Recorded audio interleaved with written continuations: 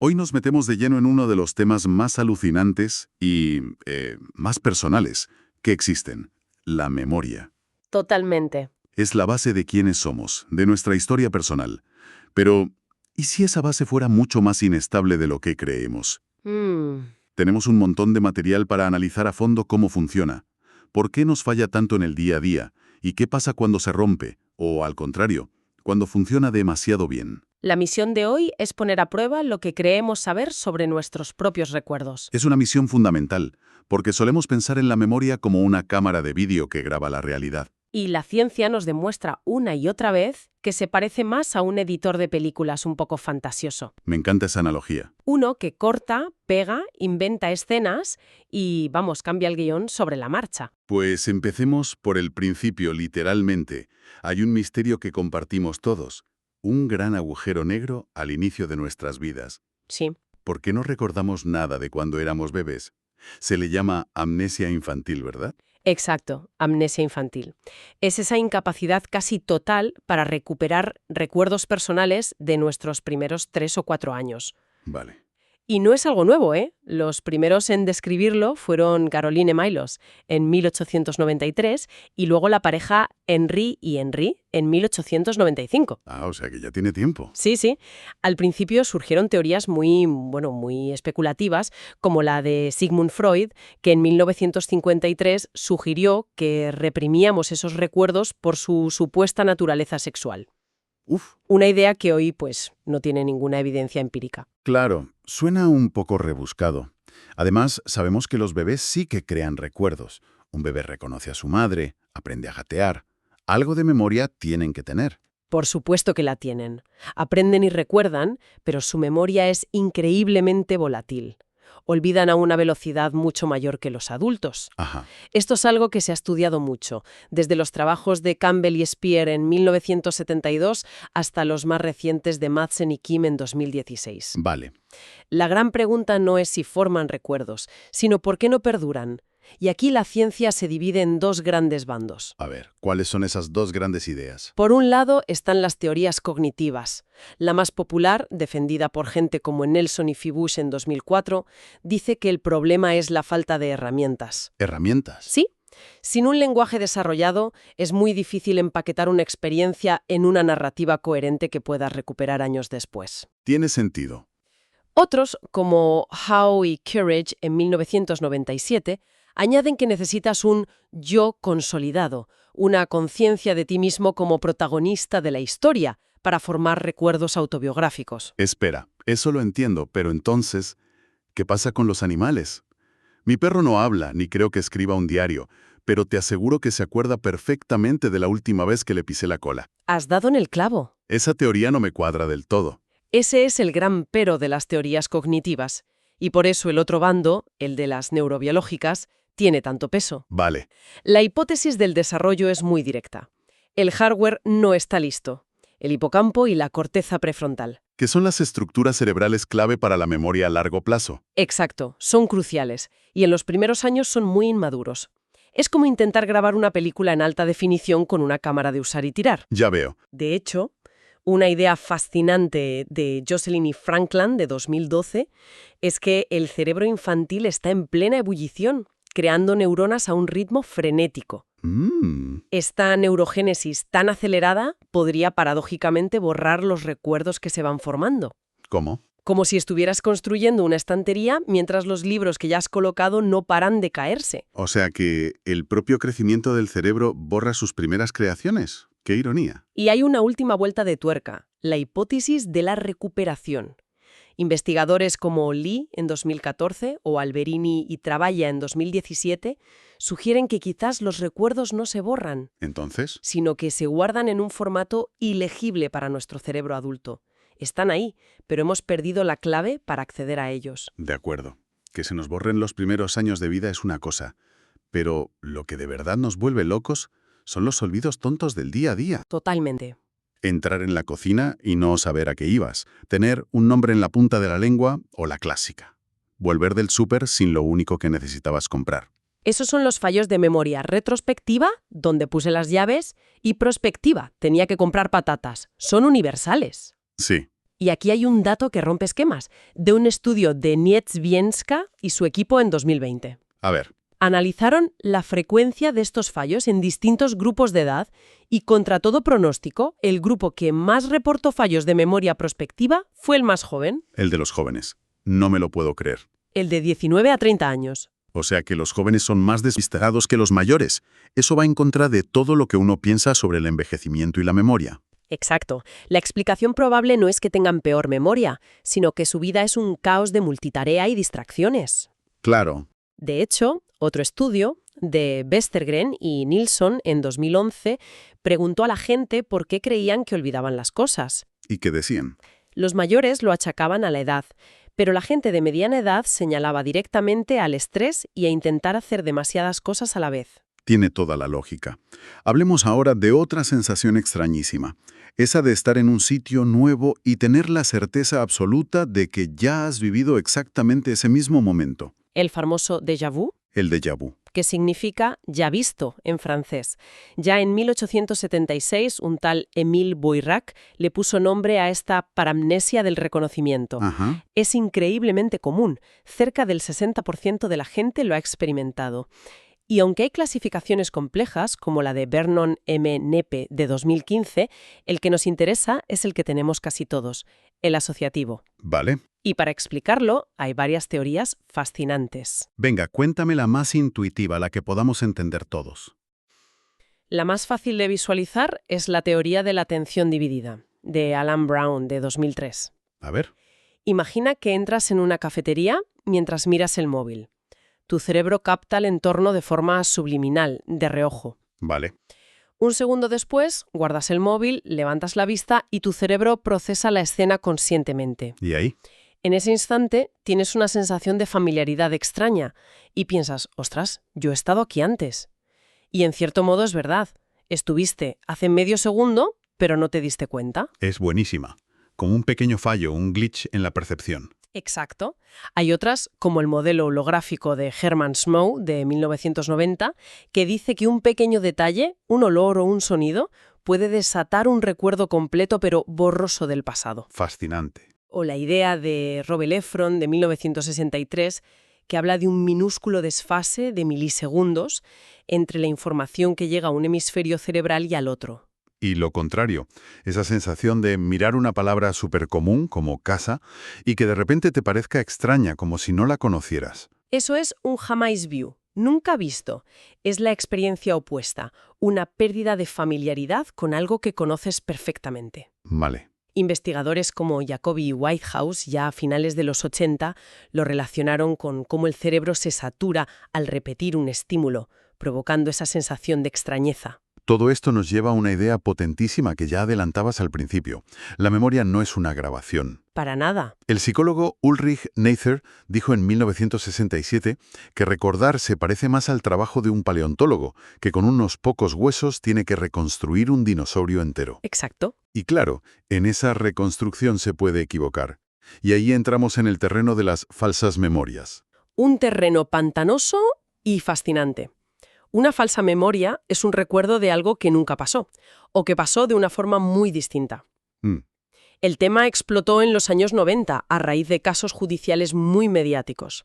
Por ejemplo, el de George Franklin, que fue condenado por asesinato basándose en los recuerdos recuperados de su hija. Recuerdos recuperados. Sí, de su hija Eileen, más de 20 años después del crimen.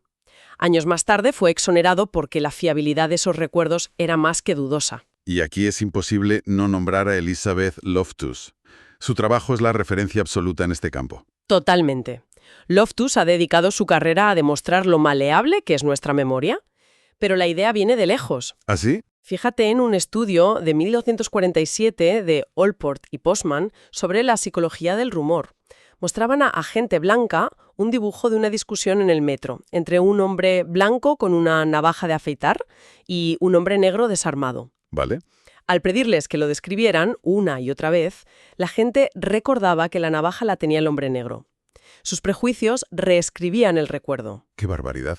¿Y cómo se puede provocar esto en un laboratorio de forma controlada? Hay varios métodos, pero el más famoso es el paradigma de la desinformación de la propia Loftus. El estudio de Loftus y Palmer de 1974 es un clásico. El del accidente de coche. Ese mismo. Mostraban un vídeo de un accidente. A un grupo le preguntaban, ¿a qué velocidad iban los coches cuando se aplastaron? Ujú. Y a otro, ¿a qué velocidad iban cuando se rozaron?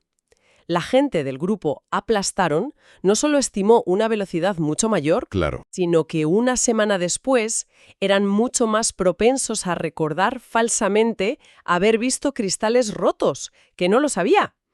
Una sola palabra cambió su recuerdo. Es alucinante y aterrador a partes iguales.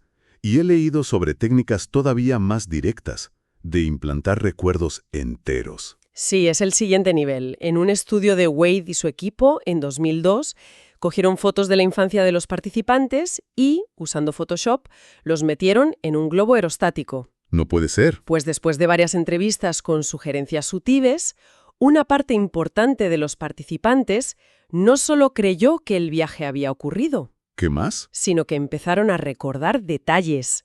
El frío que hacía, lo que veían desde arriba. ¿Detalles completamente inventados? Entonces, si nuestra memoria es tan vulnerable, ¿qué está pasando en el cerebro? ¿Por qué se cuelan estos recuerdos falsos? Hay varias teorías, pero la más influyente es la de la monitorización de las fuentes, de Johnson y Rae, de 1981. Monitorización de las fuentes. Dice que el problema es un fallo de etiquetado. Nuestro cerebro genera constantemente información interna, sueños, imaginaciones, pensamientos. Y recibe información externa, claro. Exacto. Una falsa memoria ocurre cuando tu cerebro etiqueta erróneamente una información interna, algo que imaginaste, como si fuera externa, como si hubiera ocurrido de verdad. Si la memoria normal ya es así de creativa, no quiero ni imaginar qué pasa cuando se altera de verdad. Hablemos de la amnesia. La amnesia es la pérdida de memoria patológica. La podemos clasificar de varias maneras. Por su causa o etiología, distinguimos las orgánicas. Por una lesión cerebral. Exacto, una lesión directa.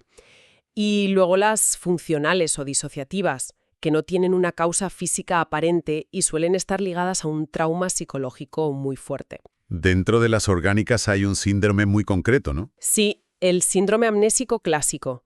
Lo definitorio es que la persona tiene una incapacidad brutal para crear nuevos recuerdos y para recordar el pasado reciente. Pero lo demás funciona. Pero conserva su inteligencia, su lenguaje y su memoria a corto plazo. Un caso muy particular es el síndrome de Wernicke-Korsakoff, típico del alcoholismo crónico. Ajá. Además de la amnesia, tienen un síntoma muy llamativo, la confabulación. Rellenan las lagunas de su memoria con historias inventadas. Mienten. No mienten. Están convencidos de que son reales. ¿Y las funcionales? ¿Las que vienen de un trauma? ¿Son las que vemos en las películas donde alguien olvida quién es? A veces, pero lo más común es que la pérdida de memoria sea muy específica para el suceso traumático, como un mecanismo de defensa. Vale. Se ve mucho en el trastorno de estrés postraumático, a menudo combinado con lo contrario, los flashbacks. Que son reviviscencias involuntarias del trauma. Muy vivida, sí. Y luego está la clasificación temporal, que es la que más conocemos, la retrógrada y la anterógrada. Exacto. La amnesia retrógrada es mirar hacia atrás. No puedes recordar lo que pasó antes de la lesión. Y suele seguir la ley de Ribot, ¿no? Que los recuerdos antiguos se conservan mejor. Justo. Por otro lado, la amnesia anterógrada es mirar hacia adelante. No puedes formar nuevos recuerdos después de la lesión. Vives atrapado en el momento del accidente. Los casos de pacientes con amnesia han sido una ventana para entender el cerebro. Oliver Sacks los describió de forma magistral. Sí. Y hay algunos que son historia de la neurociencia. Supongo que el primero en la lista es el paciente HM. Sin duda. Henry Molaison, HM, cambió todo lo que sabíamos sobre la memoria. En 1953, para tratar una epilepsia terrible, un cirujano, William Beecher Scoville, le extirpó partes de ambos lóbulos temporales, Incluyendo el hipocampo. incluyendo el hipocampo.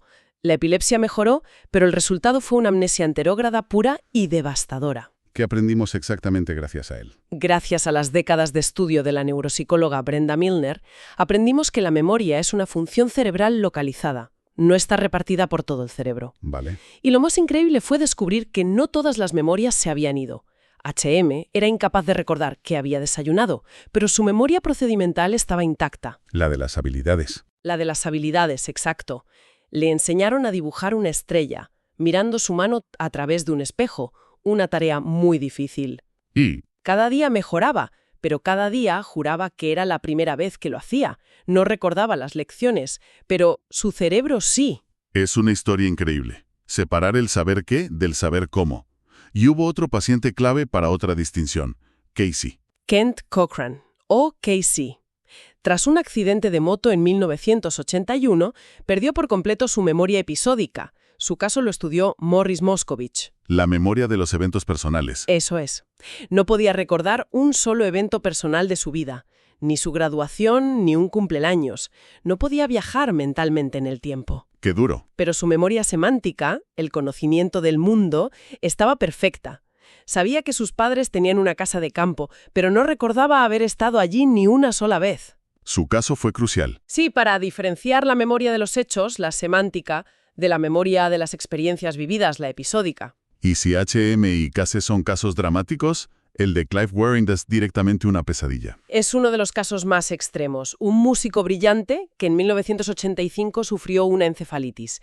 Su memoria se resetea cada pocos segundos. Cada pocos segundos. Su diario es una sucesión de entradas que dicen 7:45 am, ahora estoy despierto. 7:47 am, ahora, por primera vez, estoy despierto, tachando la anterior. Vive en un presente perpetuo. Absolutamente. Lo único que parece romper ese ciclo es el amor por su esposa, Dégora, a quien reconoce siempre, y su habilidad para tocar el piano, que está intacta. Si eso es un extremo del espectro, la ausencia de memoria, que hay en el otro. La gente que lo recuerda todo. Borges lo imaginó en Funes, el memorioso. Y existen casos reales, las hipermesias. El neuropsicólogo ruso Alexander Luria estudió a Solomon Shereshevsky, un hombre cuya memoria se basaba en una sinestesia brutal. Sinestesia. Para él, un sonido tenía un color, un sabor y una textura. Podía recordar listas de palabras larguísimas durante años. Increíble. Pero tenía un problema enorme. No podía pensar en abstracto. Su mente estaba tan anclada en los detalles concretos que le costaba entender metáforas o ideas generales. Era más una maldición que un don. En cierto modo. Y esa es la sensación que describe Jill Price, AJ, el primer caso documentado de hipertimesia. O memoria autobiográfica altamente superior. Exacto, por Parker y su equipo en 2006. Jill recuerda con un detalle casi perfecto qué hizo o qué tiempo hacía en casi cualquier día de su vida. ¿Y no le gusta? Ella lo describe como una película que no puede parar, una carga que la atormenta. Además, su habilidad es solo para su vida. En otras pruebas de memoria es normal. Esto es muy diferente a los campeones de memoria que vemos en la tele. Completamente distinto. Los memoristas profesionales no nacen, se hacen. Usan técnicas mnemotécnicas antiquísimas como el método de Loshi o Palacio de la Memoria. Ajá. Un estudio de Eleanor McEwire en 2003 demostró que sus cerebros no son estructuralmente diferentes, pero al memorizar usan regiones cerebrales asociadas a la navegación espacial. Es una habilidad entrenada. Ya para ir terminando, volvamos a las falsas memorias, pero en los extremos de la vida. ¿Son los niños y los mayores más vulnerables? Mucho más. Ya a principios del siglo XX, Alfred Binet demostró la enorme sugestionabilidad de los niños. Hoy sabemos que tanto ellos como los adultos mayores son más propensos a crear falsos recuerdos. ¿En qué sentido? Por ejemplo, en un estudio de Skinner y Fernández de 2009, se vio que las personas mayores caen más fácilmente, tanto en la trampa de la desinformación como en la de las listas de palabras. Y en la vejez, la gran preocupación es diferenciar un despiste normal de algo más serio. Exacto. Es clave distinguir los olvidos benignos del deterioro cognitivo ligero, el DCL, que a veces es la antesala de una demencia. ¿Y ya hay alguna señal de alarma? Estudios longitudinales como el de Cloutier y su equipo, en 2015, son claros. Un declive constante en la memoria episódica, en el recuerdo de las experiencias, es uno de los predictores más fiables. Y la última pieza del puzzle, la neurociencia. ¿Podemos ver en el cerebro la diferencia entre un recuerdo verdadero y uno falso? Podemos empezar a verla. Las dos áreas claves son el lóbulo temporal medial, con el hipocampo, que sería como el grabador de recuerdos, Y la corteza prefrontal. que actuaría como el verificador o monitor. Estudios como el de Kim y Cabeza en 2007 muestran que cuando se formó un recuerdo verdadero, el grabador está mucho más activo. O sea que el recuerdo verdadero deja una huella más fuerte desde el principio. Parece que sí. Y en la recuperación, cuando intentamos recordar, el verificador, la corteza prefrontal, se activa para ayudarnos a decidir si esa sensación de memoria es genuina. Muy interesante. Una idea potente de Schachter y Slotnick de 2004 es que la gran diferencia podría ser la riqueza sensorial. Un recuerdo verdadero suele venir acompañado de más detalles perceptivos que uno falso. Y en la hipertimesia, en la gente que lo recuerda todo, ¿su cerebro es diferente? Sí. Estudios de neuroimagen como el de Leport en 2012 han encontrado diferencias en la estructura de áreas de la memoria en estas personas. ¿Y en su funcionamiento? Funcionalmente, Santangelo y su equipo en 2018 vieron que tienen una conexión mucho más fuerte y eficiente entre su verificador prefrontal y su grabador del hipocampo. Su sistema parece estar optimizado. Ha sido un viaje increíble. Queda claro que la memoria no es un archivo, sino un proceso de creación constante, frágil y a veces muy poco fiable. Hemos pasado de los fallos cotidianos a las patologías más duras y a las habilidades más extraordinarias. Exacto. Y todo esto nos deja con una pregunta final, que va más allá de la ciencia. A ver. Si nuestra identidad se construye sobre nuestros recuerdos, y esos recuerdos son tan maleables, tan fáciles de reescribir, ¿qué nos dice eso sobre quiénes somos? Y llevándolo a la práctica, cuando la libertad de una persona depende del testimonio de un testigo en un juicio, ¿cómo lidiamos con el hecho de que esa herramienta, la memoria, es inherentemente creativa y propensa a inventar?